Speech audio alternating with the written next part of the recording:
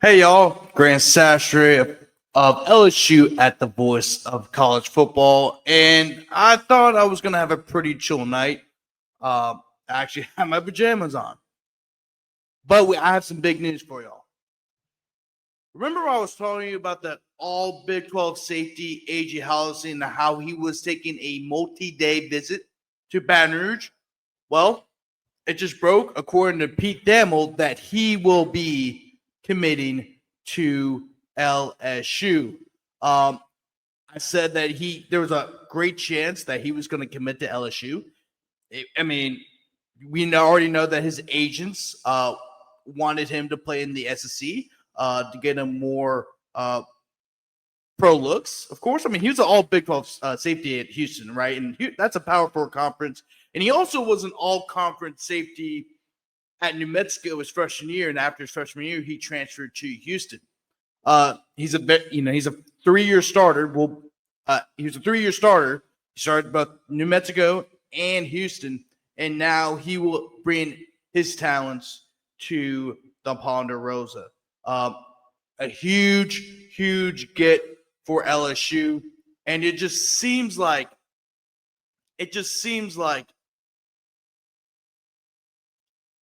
this LSU might be the best team in the SEC on paper. Who they're bringing back and who they've been bringing in through the transfer portal. Gary Nussmeier's coming back. Your quarterback, your running back, Caden Durham. He had a fantastic freshman season for LSU. He's coming back. At receiver, you have Aaron Anderson coming back after he had a 1,000-yard season. Chris Hilton, God forbid if he gets hurt again, and I hope he has a healthy year, because when he's healthy, he is one of the most electric players in college football. That's every LSU fan right now.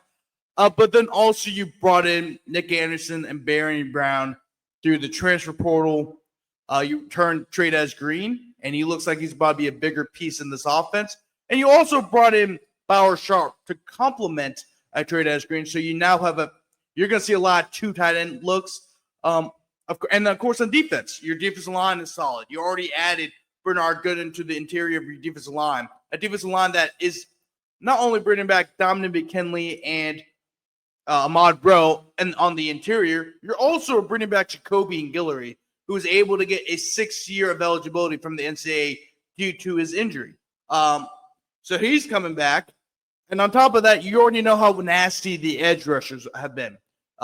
It's been a common theme on this show that LSU's edge rushers might be the best in the country. I know we're kind of going off of the spring, and like I said, you always wait till you play another team. LSU will be playing Clemson on August 30th, the first week of the year, Labor Day weekend. So you know then. But from how the Springs look, they've just been dominating. And you brought in Jamari Butler. You brought in Patrick Payton from Florida State. Jamari Butler came from Nebraska. Patrick Payton came from Florida State. You brought in Jack Pyburn from Florida. Those are 3 experienced edge rushers to go along with Gabe Relaford and Clutch Cobbins. They have an endless amount of just diamonds and gems on the edge rushers. We already know about linebacker, the Weeks brothers, Harold Perkins, Devon Keys has looked great so far throughout the spring. And then on top of that, cornerback, Mansour Delane. You brought in Jakeem Jackson. The cornerback room looks like what LSU used to look like. Although I will say, you got to wait till August 30th. But as of right now, the way they've been looking throughout the spring, it looks like they're a much better unit from the year before. And the year before, they were pretty good. They improved. But I think they've gotten even better during the offseason. And also, you've seen that throughout the spring.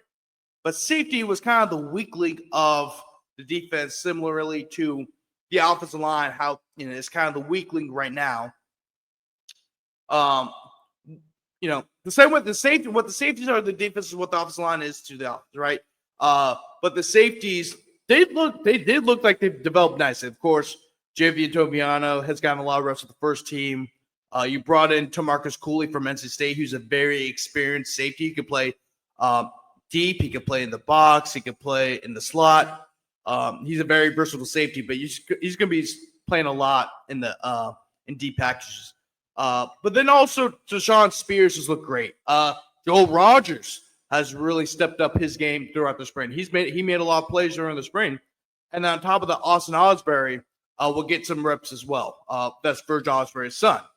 And of course, Jardine Gilbert, he will be back, but he was dealing with some injuries throughout the spring. I know he had a tough season last year. He didn't really look all that great, but then again, what I do know is that he was battling injuries throughout last season, which is why he kind of looked like he wasn't 100%.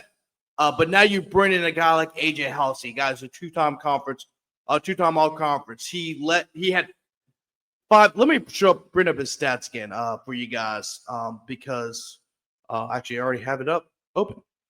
So he actually led I think he led all safeties in the Big 12 with 5 interceptions. Here you go. Bring it up here. Bang. So he had, I showed you this to you guys earlier. He was second on the team in tackles, so he's a very physical safety. He can make tackles in open space.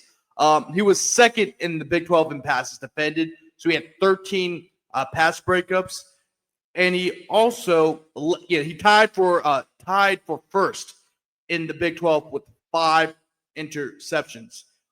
He was a Phil Steele All-American, honorable mention, and of course he was a first-team All Big 12 Conference, and that was voted by the coaches. The Associated Press, and of course Phil Steele, and I think we all know who Phil Steele is. Phil Steele has the magazine every year. Great stuff. But that's another big-time pickup for LSU. Without a doubt, they have the number 1 transfer portal class in the country. And like I said, when we released the video earlier in the day, I said if he commits to LSU, not only does LSU get better as a team, and you strengthen what was kind of considered the weak point of the defense. Now you make the safety room better. You make the defensive backfield better. And on top of that, the team gets better.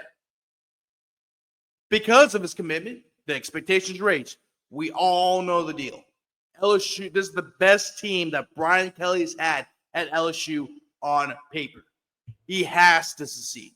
He absolutely has to. Right? This is a playoff team. I repeat, this is a playoff team. With the talent that you have, this is a playoff team. Now you have AJ Haulcy and the safeties. I'm assuming what's going to be in the safeties. It's going to be Tamarcus Cooley and it's going to be AJ Haulcy. Those are your starting safeties, right? And then on top of that, you have Javian Toviano, who has a lot of experience himself. Jardine Gilbert, who's had a lot of experience in the SEC at both Texas A&M and at LSU. Deshaun Spears has developed nicely. Austin Osbury can play deep, and he can also play the star. He's going to be the backup star to Harold Perkins.